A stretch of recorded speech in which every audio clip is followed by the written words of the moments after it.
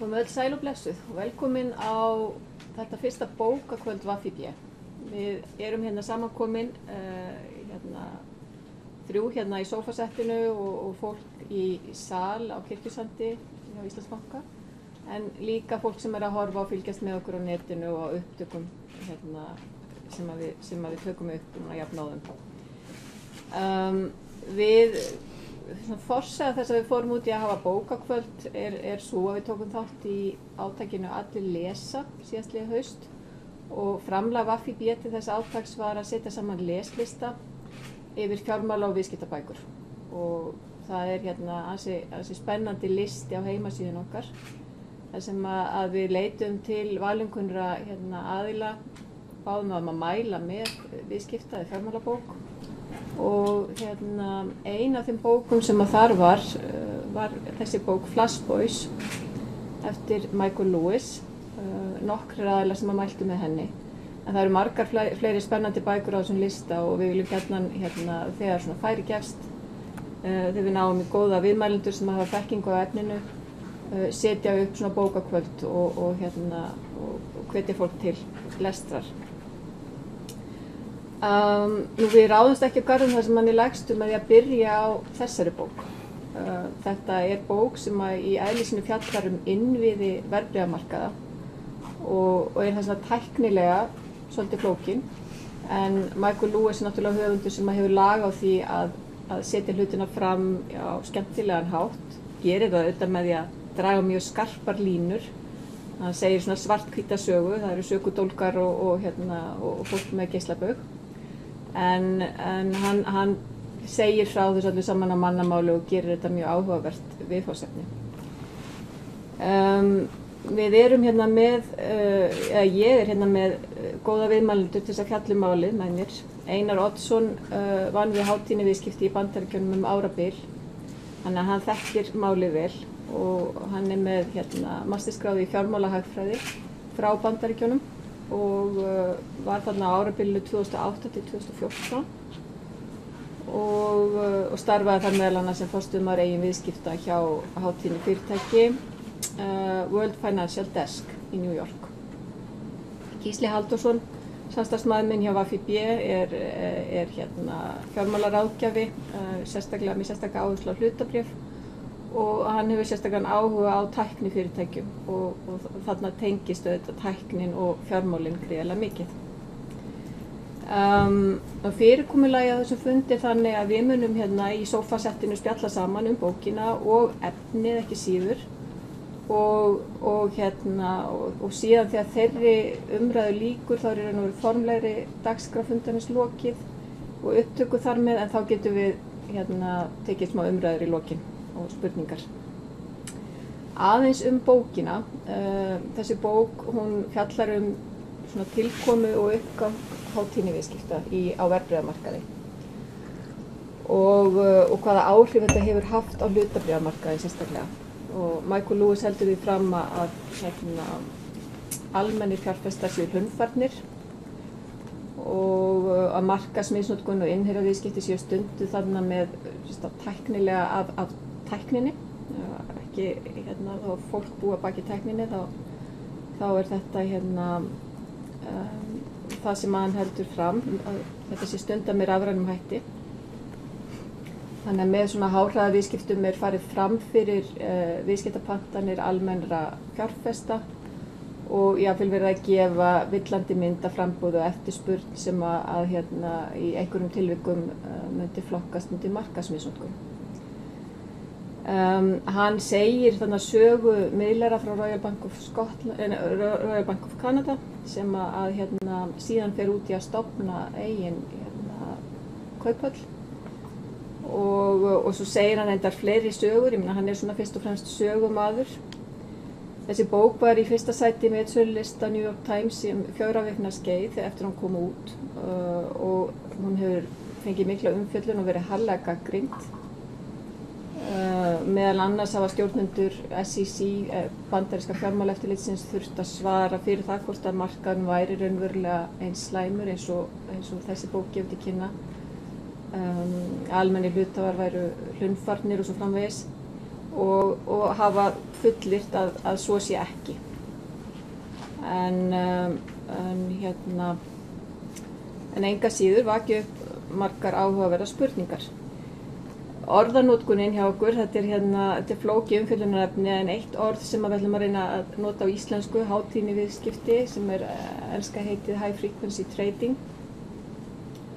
Þetta eru svona sjálfvirk verðbréfaviðskipti sem einkennast af miklum hraða og mikilli veltu.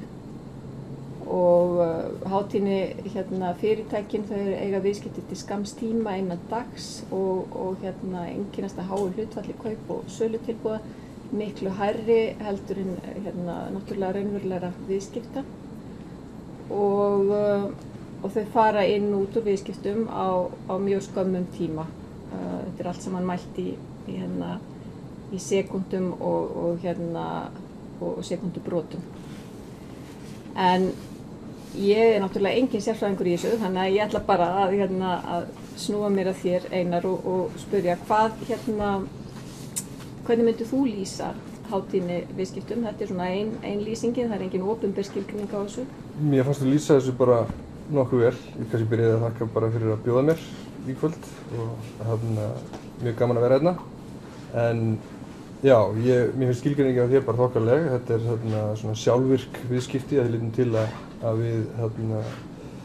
þeir sem að stunda þessi hátíðniviðskipti, þeir þróa forrit og hugbúnað sem á viðskiptin fyrir fyrirtækin og auðvitað náttúrulega manneskjur á baku þetta og það þeir sem að stilla forritin og þeir sem að búa þau til og svo eru náttúrulega kauphallirnar sjálfar í rauninni ekkert annað en forrit heldur og kauphallirnar voru í gamla daga staður þar sem að menn gátu hist og stunda viðskipti og skipta pappírum og svo framvegis en leið og þessar kauphallir urðu rafrænar þá í rauninni gátu menn flutt raunverulegu viðskiptin út frá kauphallunum og yfir í gagnaver einhvers staðar eins og í tilviki New York hinum megin við Hudson Anna fóru þeir til New Jersey og þar eru stundu gríðarlega mikið viðskipti á netþjónum í gagnaverum og þannig að í rauninni skilgreiningin á hátíðniviðskiptum ekki síst svona þessi sjálfvirkni og svo það að þetta sé rafrænt og sjálfvirkt og gerist þar af leiðandi miklu hraðar heldur en hefði annars skerst. Og hraðin einmitt alveg lykilatriði í þessu öllu saman, Já. Ekki satt? Jú, ég myndi segja að hraði í verðbréfaviðskiptum hefur alltaf skipt miklu máli og áður en að kauphallir voru rafrænar þá voru fólk að keppast það að vera á undan með fréttir og svo framvegis. Það hefur ekkert í rauninni breyst. Eina sem að gerist að núna getur fengið upplýsingar af miklu hraðari hátt heldur en þú gast áður og það sem náttúrulega þekktast eins og í Bandaríkjunum og sérstaklega þá í New York og menn voru eiga viðskipti með hlutabréf í New York og þá biðu þeir eftir fréttum af kauphallinni í Chicago sem var kannski eiga viðskipti með afleiður og svo framvegis og þannig í rauninni verður þetta til að menn segja ok, hvernig getum við fengið fréttirnar undan þessum manni sem hérna við hliðina á mér, hann alltaf undan mér og þá fer einhver og segir ok, þú getur hérna hringt þessi lína aðeins styttri eða beinni eða eitthvað og svo svona koll að kolli verður þetta meira og meira flókið og þróað. Og fyrirtækin eru jafnvel að greiða fyrir að fá staðsetningu sem næst kauphöllunum, eða ekki? Já, það einmitt eins og kemur inn á í bókinni. Það handlar tenginguna við Chicago. Þá var þetta svona stór hluti bókinni fjallað þess að þeir voru að tengja, voru ekki Chicago New York einmitt? Jú. Sem að kostaði $100 milljónir við það sem sparaði 0,013 sekúndur í tenginguna á þessari löngu leið.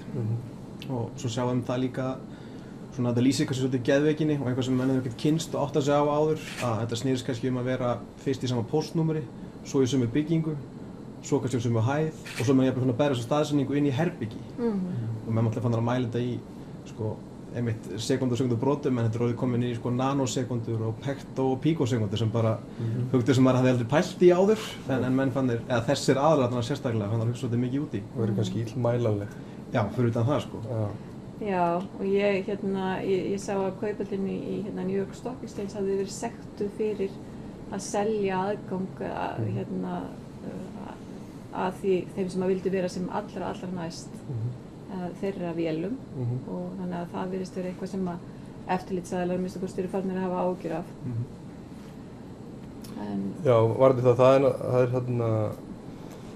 er alveg svolítið erfitt sambandið milli kauphalla annars vegar og þeirra sem eiga viðskipti á kauphallanum yfirleitt stærstu kúnnar kauphallarinnar þeir sem eiga mest viðskipti og þeir hafa ansi mikil ítök hvað varðar svona verðlagningu og annað og þessir kúnnar eru hátíðni, þeir sem stunda hátíðni viðskipti og þeir kaupa sér yfirleitt pláss bara beint við hliðina á kauphallinni sjálfri sem þetta forrit sem situr á netþjóni í gagnaveri og þá bara í næsta netþjóni við hliðina og kannski risastórt hátíðni fyrirtæki sem stundar hátíðni viðskipti og það er rauninni, það má segja þetta er eitthvað sem menn fókusa á og menn hugsa mikið að þarna sé einhver að reyna að svindla að vera undan fréttinni, það gera þetta allir og þarna eru mörg fyrirtæki sem allir reyna að vera sem næst og það er rauninni erfitt að segja þarna sé eitthvað óðalegt við það, menn alltaf reyna bara að ná í fréttinnar eins rætt og þau mögulega geta.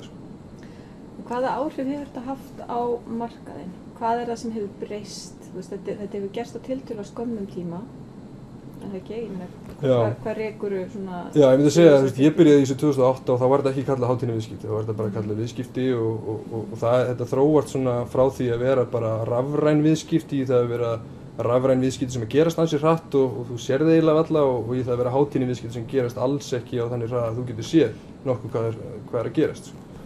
Og þannig að ég held að þetta hafi í rauninni verið til töluvert lengur og það sem bætist ofan á þetta er náttúrulega auðvitað hvatinn fyrir þá sem eru að gera þetta. Það er engin hvatinn annars til þess að segja frá því. Þetta er svona, menn er að reyna að smíða flottustu vélarnar og öflugustu vélarnar og finna stystu tengingarna til þess að vera fljótari en næsti aðili. En það líka verður til þess að þú verður að passa að hann viti ekki hvað þú ert að gera. Og þannig kemur þetta ekkert fram á sjónarsviði fyrir kannski fyrir 2-3 ári síðan og almenningur fer ekkert að pæla í þessu mikið fyrir bara kannski þessi bók kemur fram. Og þá er þetta orðið, hann er eins og þú sagðir mjög góður í því að lýsa karakterum og lýsa atburðum og hann gerir þetta skemmtilega og hann bendir á hluti sem að ég myndi segja vissulega sumir að það veru mjög valid og eitthvað sem að ástæða til að hafa áhyggjur af en alls ekki allt. En já, ég myndi segja að þetta væri í rauninni. En svona áhrifin á markaðinn, þetta þýðir það er miklu meira af pöntunum, ekki satt? Já, markaðurinn með pöntunum og svo líka það sem skiptir almenna þjónusta töluvert miklu máli og kannski það sem skiptir mestu máli af öllu, finnst mér allavega, sem er þetta verðbilið milli kaup og sölutilboðs sem að margir álenda bara vera hálfgerðan kostnað. Það er þess að munurinn, ef til dæmis ég er með til kauptilboð inn á genginu 100 og þú er með kauptilboð inn á móti genginu 101 að þá er verðbilið þarna 1. Og til dæmis algengt á Íslandi er munurinn á milli sé 1%. Í Bandaríkjunum 1994 var þetta 0,17%. 2009 var þetta hlutfall komin í 0,00032% og í dag er þetta varla mælanlegt. Það eru ykkur 8-9-0 áður en kemur 2. Þannig að verðbilið er annars bara horfið og þetta er náttúrulega eitthvað sem almennu fegst að sjá rosalega sýnilega en kannski önnur áhrifin eru svolítið meira svona hulinn og mann kannski áttar sig síður á þeim en þetta er klárlega eitthvað sem menn sjá. Kostnaður við viðskipti, verðbréfaviðskipti hefur dregist saman, satt?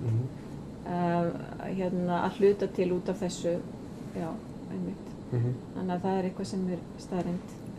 Viðskipti hafa líka bara aukist, það eru fleiri viðskipti bara á dag, ekki satt?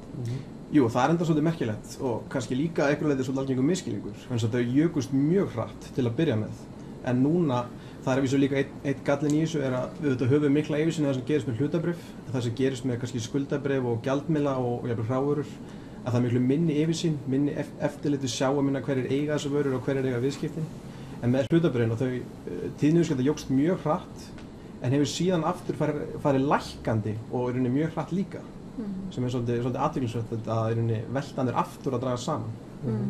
Já, einmitt. Og hlutfall þessara hátíðni viðskipta af heildarviðskiptum er að dragast saman, ekki sant? Jú, eða svona, já, hún virðist að draga saman, menn reyna að setja svona tölu á þetta. Maður svo sem heyrt allt frá, í Bandaríkjunum allt frá 20% og upp í 95%.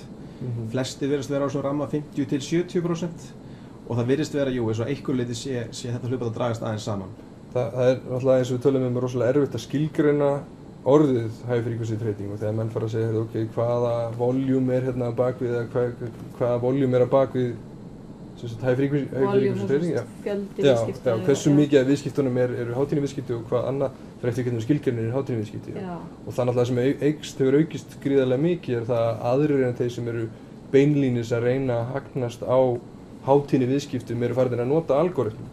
Og þessi algoritma geta verið orðnir ansi öflugir líka og falla kannski undir þessa skilgreiningu fyrir þeim sem eru að reyna að telja saman viðskiptin. Þannig að ég myndi segja að það væri mjög erfitt að mæla þetta en auðvitað hafa maður heyrt mjög háar tölur og ég veit að þessir aðilar eru stórtækir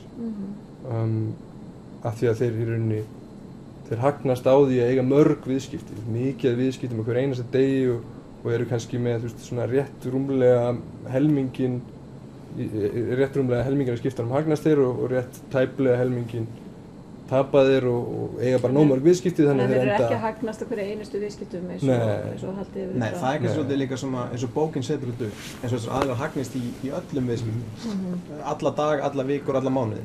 Auðvitað eru með eins og eitt dæmi sem veitir okkur mjög skemmtilega svona glugga á upplýsingar er fyrirtæki Vörtu sem er eina hátíðniviðskiptafyrirtæki sem er skráð á markað í Kauphöll, þannig að þeir verða að birta ársreikninga á annað. Að við sjáum að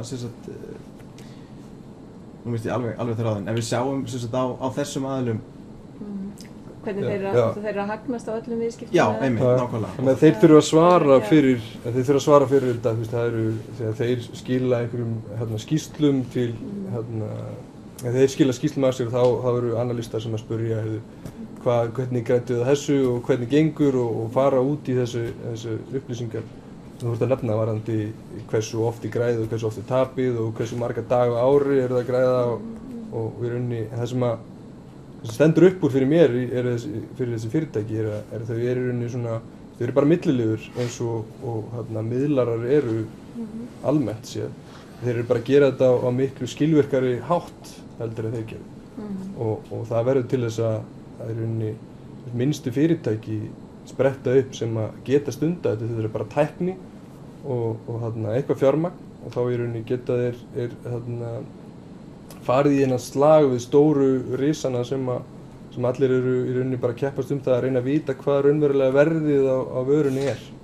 Og það kannski gerir líka svolítið erfitt að kortleggja markað þannig að flestir aðeins að stunda þetta eru mjög lítil fyrirtæki sem eru óskráð í einkaeigu og svo er þetta kannski líka að einhverju leyti undirdeildir eða litlar deildir hjá stærri fjármálafyrirtækjum. Þannig að kortleggja þennan markað og að setja tölur í eitthvað samhengi er rosalega erfitt. En auðvitað eins og með Vörtu þá fáum við svona ákveðin glugga sem er mjög áhugaverður. Til að mynda er í kringum 25% þeirra viðskiptum með hlutabréf. Kannski fyrst sinn var þetta aðalega í hlutabréfum. Þannig að sjá eitt stærsta svona fyrirtæki vera bara fjórðungurinn í hlutabréfum. Og restin er þá í Sko, það sem kemur nummer 2 og 3 og þar á eftir eru rauninni hrávörur og gjaldeyrir. Og það virðist vera að koma svolítið sterkt inn á móti. Þetta sé svona, við sjáum alveg ekki að þetta sé svolítið að minnka í hlutabréfum og er kannski aukast frekar á öðrum eignamörkuðum. En segð mér aðeins að það eru svona áhugaverðar sögur sem að tengist hátíðniviðskiptum eins og flaskras, við höfum ekki íslenska það heiti árið 2010. Getið þið kannski sagt okkur aðeins frá því sem gerðist þá? Ég get sagt að ég var 7. maí 2010 svoleiðis. Þá þetta var stórmerkilegur dagur þar sem að þú þurftir ekki annað en að fólk sem var að refresha Google Finance eða eitthvað til að sjá hvernig markaðurinn lítur út. Þeir sáu bara að hann hrundi og enginn vissi nákvæmlega hvað var að gerast og það var engar fréttir og ekkert sem var merkilegt í rauninni gat útskýrt þetta. En það eru upplýsingar sem ég hef sem er ekkert endilega betri heldur en hver annar sem maður getur lesið sér til á netinu og hjá fjármálaeftirlitinu í Bandaríkjunum til dæmis er að það verður einhvers konar, það verður mikil sala í Kauphöll í Chicago sem að í rauninni verður til þess að miðlarar út all Bandaríkin og í rauninni víðar þeir í rauninni sjá þarna sölu, vita ekki nákvæmlega af hverju og það eru algoritmar sem að sjá það að eiga þessi viðskipti og þeir fá þarna stóra stöðu og eru þarna búin að allt í einu eignast fullt af bréfum af því að einhver seldir gríðarlega mikið og þeir þurfa að losa við því þeir eru bara milliliðir og þeir losa við því og rétta kannski næsta manni sem er að gera það sama og þar af leiðandi verður svona spírall. Sölu spírall. Já, og það er rauninni bara sem gerist ekkert endilega bara í svona hátíðarviðskiptum. Það gerist reglulega í kaupöllum og gerðist áður líka. En það gerist hraðar. Það gerist hraðar núna. Og getur valdið þá miklu hraðara verðfalli. Já. Já, og kannski aðeins til að setja hana viðburð í samhengi. Þegar þeir sem sátu við skrifborðinu sína á verðbréfamarkaðnum í dag, þeir sjá náttúrulega, við erum S&P 500 vísitölunni í Bandaríkjunum, sennilega frægasta vísitala í heiminum. Og ef hún lækkar mikið meir en 2-3% þá telst það að vera gríðarlega stór frétt. Bara þarna morgunin þá lækkar hún rúmlega 10% á hálftíma. Og það er ekki bein skýring, það var ekki flugvél að klessa á turn eða neitt slíkt og menn vissu ekkert alveg hvað var að gerast. Þannig að þetta olli svakalegum titringi og náttúrulega ennþá mikið umræðinu núna, þessi einstakki viðburður. En það sem að gerir bara svona rétt að nefna það líka er að það var þarna hrun en svo kannski hálftíma síðar eða svo þá verður allt komið tilbaka. Já. Og það er líka, það gerist líka miklu hraðar út af hátíðarviðskiptum því að þarna eru menn miklu fljótari að melta fréttir og átta sig á því að þetta er bara ekkert rétt.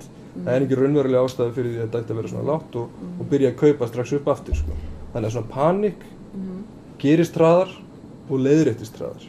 Þannig að þeir sem að halda rósinni að þeir kannski mun ekki verða fyrir miklum skaða. Nei, einmitt og markaður leiðrétti sér. Já, og þeir svona almenni fjárfestar sitja þessu heima, þeir kannski kíkja ekkert á nema hálftíma, klukktíma fresti eftir að þetta er yfirgengi. Já, og þá er rauninni er enga fréttir þannig séð sko.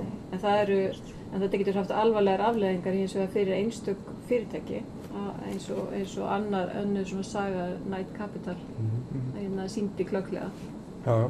Þar sem Einmitt, þeir eru svona fyrirtæki sem er í rauninni bara var svona hefðbundin miðlunarhús eða þeir sem sagt já og þeir voru einnig stundu hátíðarviðskipti og það sem þeir gera er að þeir eru bara með kaup- og sölupantanir úti fyrir nánast bara fullt af hlutabréfum á mörgum kaupöllum í Bandaríkjunum og kaupallarnar eru 10-15 eða eitthvað og svo eru svona dark pools og heitir þetta sem að hann tala til að mynda í bókinni. Og voru á þessum tíma með 17% markaðshlutdeild í viðskiptum við bandarísk hlutabréf, þannig að þetta er gríðarlega stór aðili. Þannig að þeir eru ansi stórir sko og svo þannig að það má ekki mikið fara úrskeiðis til þess að þeir séu skyndilega búin að tapa $450 milljónum og það er náttúrulega það sem gerðist eftir daginn og þeir eru búin að tapa $450 milljónum og það gerðist bara vegna þess að þeir voru að setja inn nýtt það er nefnilega sem er erfitt að meta er það að þeir sem keyptu þá fyrirtæki sem keyptu þá eftir að þeir nánast fóru á hausinn er annað svona high frequency, svona hátíðni fyrirtæki sem stundar hátíðarviðskipti sem heitir Getco.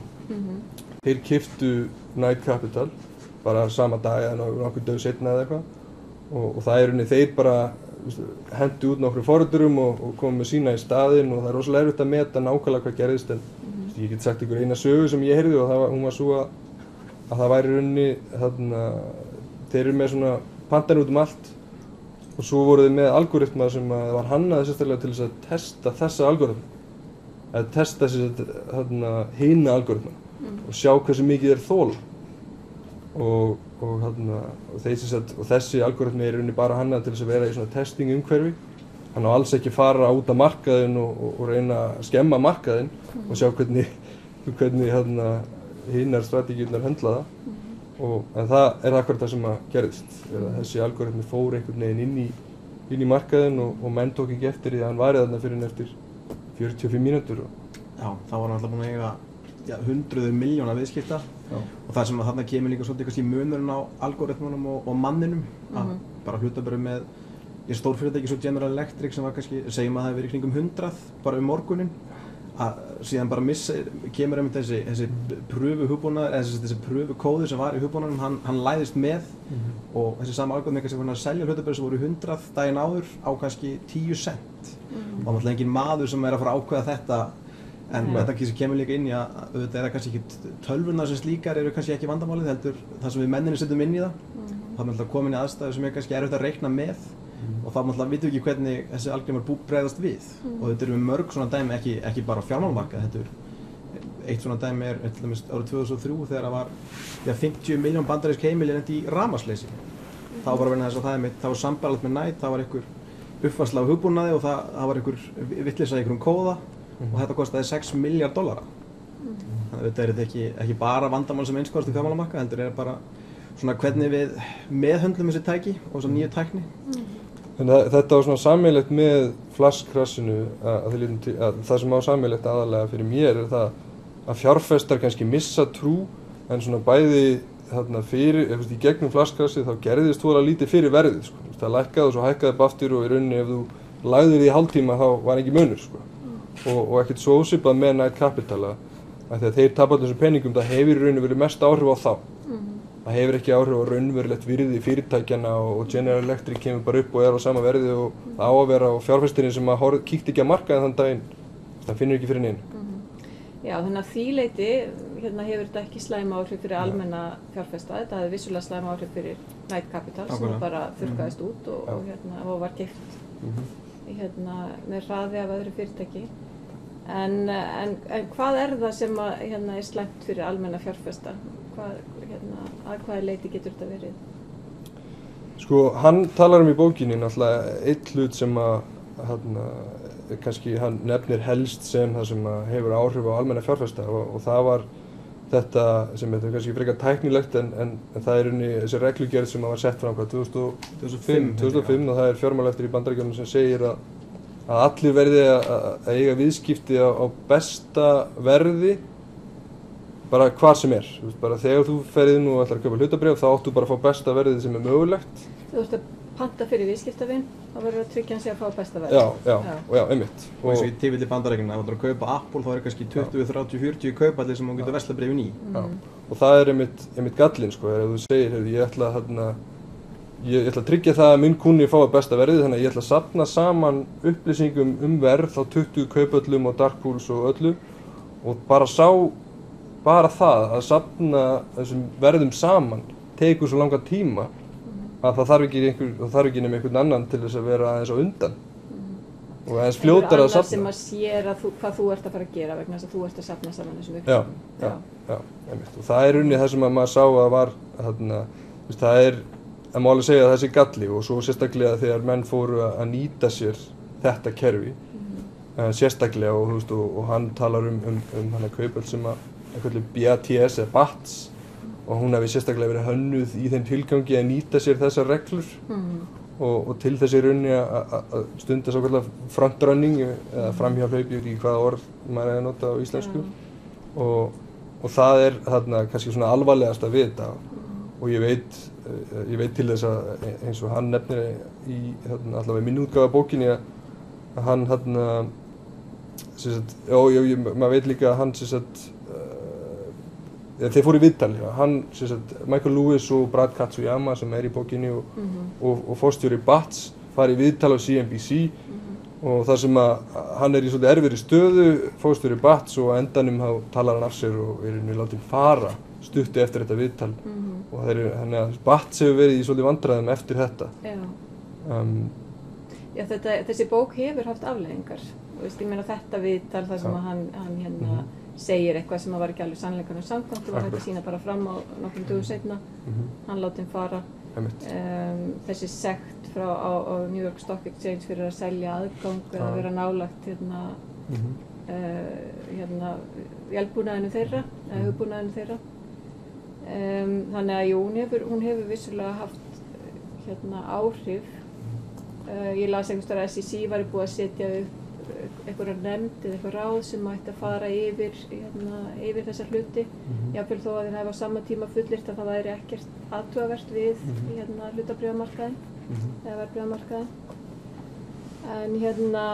En þetta er í Bandaríkjunum. Hvað með Evrópu? Eru einhver svona það er alveg mikið í Evrópu. Það bara fer ekki alveg mikið fyrir þessu kannski. Þetta er kannski miklu meira að tala þetta í Bandaríkjunum og Bandaríkjumenn eru oft svona kannski aðeins á undan hvað þetta varðar. En þetta er alveg mikið í Evrópu og við höfum mest talað hlutabréf og í þessu mikið talað hlutabréf, þessari bók. en þetta ekki síður í mörkuðum með skuldabréf og afleiður og gjaldmiðla, jafnvel bara enn frekar á sumu leyti.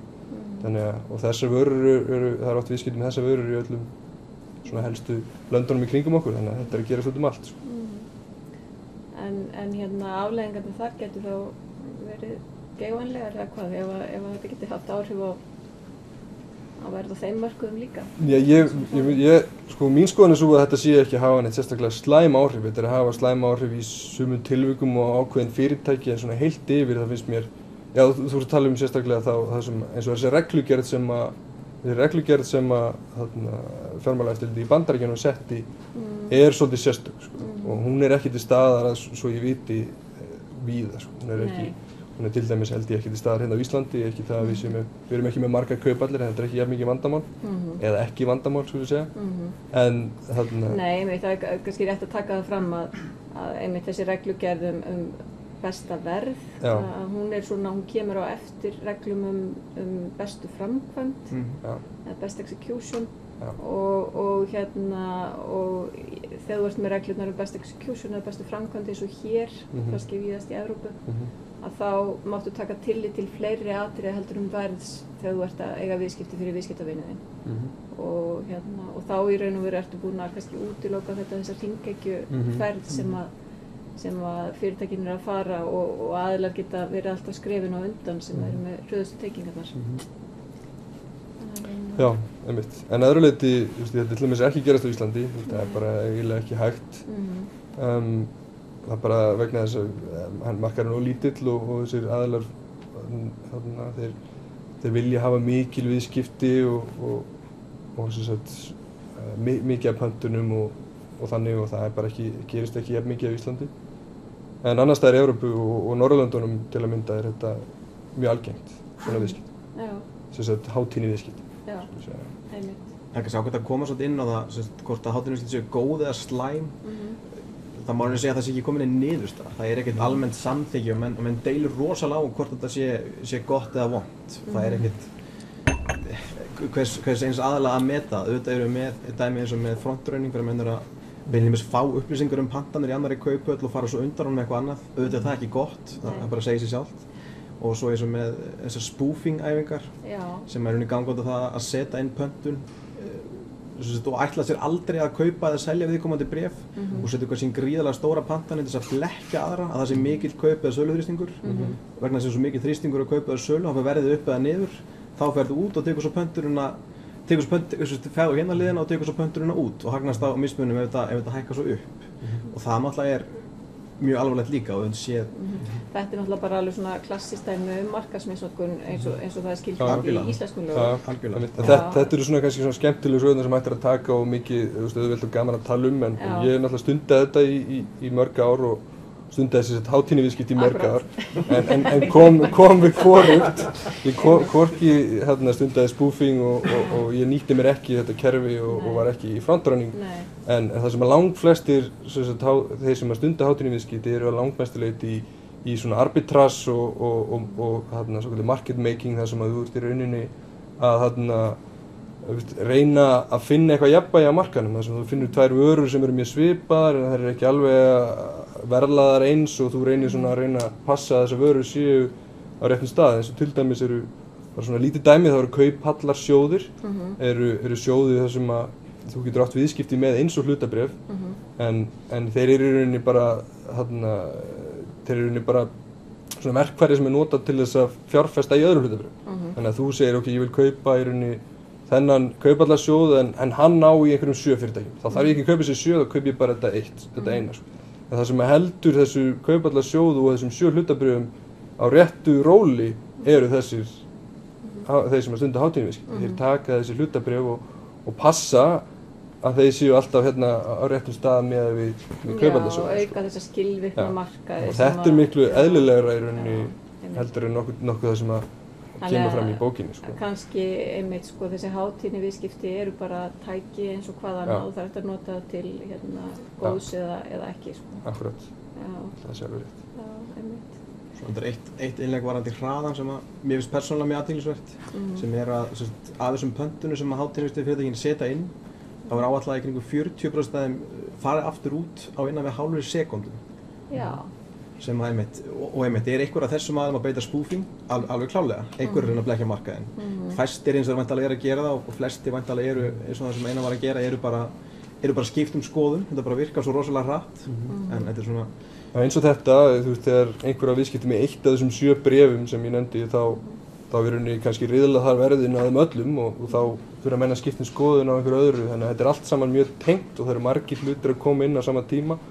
Og það er mjög auðvelt, mjög þægilegt að skipuleggja svona upplýsingar með forritum frekar heldur en að reyna að horfa á skjáinn og gera þetta sjálfur. Sko. En hvernig var svona eins og þitt daglega starf þarna, sko, hvað varst að gera? Já, góð spurning.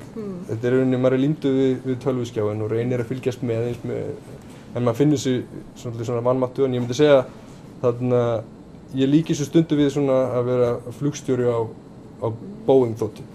Þú situr hér fram að tölvuskjá og sérðir í rauninni að þú átt að eiga gríðarlega mikið af viðskiptum á stuttum tíma og þarna þú svona reynir að fylgjast með og passa svona hitt og þetta og ert búinn að vinna vinnuna þína áður en þú stígur upp í þotuna þannig að þú veist nokkuð með hvernig hún virkar og svo ertu aðalega að bregðast við. Þú ert að eiga viðskipti segirðu en þú ert náttúrulega ekki að gera, þú ert bara að fylgjast með viðskiptunum sem að þínir algoritmar hafa sett upp. Já, þetta er í rauninni þetta er búið að breytast þetta hlutverk svolítið, að vera trader eða miðlar er búið að breytast og í dag er þetta í rauninni miklu tæknilegra fólk og þú veist ekki allir auðvitað en þeir sem eru að tala við kúnna til dæmis eru ekki endilega þurfi ekki að vera það tæknilegir en þeir sem eru að stunda svona viðskipti þurfa að vera mjög tæknilegir og skilja hvað er að gerast. Þegar eitthvað fer úrskeiðis þá koma einhverjar villumeldingar og þú þarft að skilja þær og leysa úr því eins fljótt og mögulega getur. Og þetta eru svona tölvunörda sem sitja 12 til 16 tíma á dag fyrir fram að tölvuskjá og reyna að fylgjast með algoritmum sem að þeir annarkvæmt skrifuðu sjálfur eða og kannski tölvunördar sem eru frekar sterkir á taugum eða hvað? Já, það fylgir þessu svolítið. Geta gripið inn í ef eitthvað er að úrskeiðis. Já, ég meina þú getur lent í því að vera með mjög stórar stöður sem að þú vilt ekkert hafa af því að algoritminn gerði eitthvað sem hann átti ekki að gera. Eða það verður rafmagnslaust eða kauphöllin lendir í einhverju vesenni eða það eru endalaust margir hlutir sem geta farið úrskeiðis. Svo kannski ágætt að við útskýrum aðeins að því að algoritmi þetta er svo ókvikandi orð og ég held að fólk mikli það svolítið mikið fyrir sér. Auðvitað er þetta rosalega misflókið. Einhverju kannski með hátíðinvísti fyrirtæki sem gengur bara út á það að ef eitthvað meðalgengi senastu 20 daga fer yfir meðalgengi senastu 50 daga þá ætla ég bara alltaf að kaupa, sama hvað. Þetta er kannski svolítið bara svona eins og setja einhver einfalda reglu. Ef að þetta gerist þá ætla ég að gera þetta. Yfir það auðvitað vera náttúrulega mjög flókið að horfa á alls konar upplýsingar en það þú heyrir algoritmi og þetta fólk sjáu fyrir sig kannski hundruður blaðsíðan að kóða en í mörgum tilfellum er þetta bara rosalega einfalt. Það er bara ef þetta gerist þá ætla ég að bregðast við með að gera þetta. Svona í sinni einföldustu mynd. Það er ekki flóknara það sko. Þetta er í rauninni bara það geta verið mjög einfaldir og flest þessari módela sem að menn er að nota til þess að eiga svona viðskipti eru ekkert flókin sko og þetta eru hlutir sem að flestir miðlarar sem ekki stunda hátíðinni viðskipti skilja en kannski geta ekki nýtt sér á sama hátt og svo er rauninni hvernig þú tala við kauphöllina og hvernig þú sendir inn pantanir og þessi tæknilegu hlutir það er annað mál sko. Það er svolítið flóknara. Já, einmitt. Kannski bara svona í lokin hver haldið að framtíðin verði eða þú veist framhaldið af þessu er þetta spá eitthvað fyrir það? Góð spurning. Ég held þetta hverfi ekki og ég veit að menn eru spenntir fyrir að reyna að koma böndum á þetta einhvern veginn en þetta er bara miðlurum og þeir sem að stunda viðskipti vilja vita sem fyrst allar upplýsingar sem geta haft áhrif á þeirra ákvörðunartöku. Þar af leiðandi stoppar þetta ekki. Í rauninni verður það bara harðnar bara baráttan ef eitthvað er.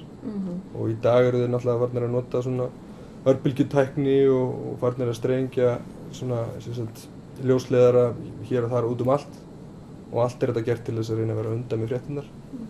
Og ég held að þetta í rauninni muni bara það er margir talað svona gervigreind og það sé eitthvað sem að gæti verið á næstunni í svona hátíðinni viðskiptum. Þá kannski einmitt kemur í veg fyrir að selja General Electric á 10 cent í staði fyrir 100. Það er svona alls konar innlegg. Og þetta líka hlutverk regluverksins mun alltaf svolítið móta hennar að gera þetta til framtíðar. Þannig að það nú þegar búin að vera miklar umræður, sérstaklega í Evrópu, með að setja ákveðinn skatt á hver einustu viðskipti til þess að hægja þessu á þessum aðilum. Einhverjir vilja jafnvel bara banna þetta alveg. Þannig að það er eitthvað svona, þetta er svona umræða sem kannski byrja fyrst núna og það maður þá að móta þetta svolítið mikið. Eins og alltaf þá er náttúrulega regluverkið og löggjafinn töluvert langt á eftir þróuninni og er alltaf að reyna að grípa inn í eitthvað sem er löngu komið að stað. En það verður spennandi að sjá hvernig verður tekið á því í framhaldinu og örugglega löngu búið að finna lausn á því áður en við lendum í þessum vanda að díla við þetta hér. En ég vil bara þakka ykkur kærlega fyrir að koma í sófann og taka þátt í umræðinu þessa bók, Flash Boys. Takk fyrir og svo eftir við ljúkum upptökunni þá getum við tekið smá umræður í sal. Takk fyrir kærlega.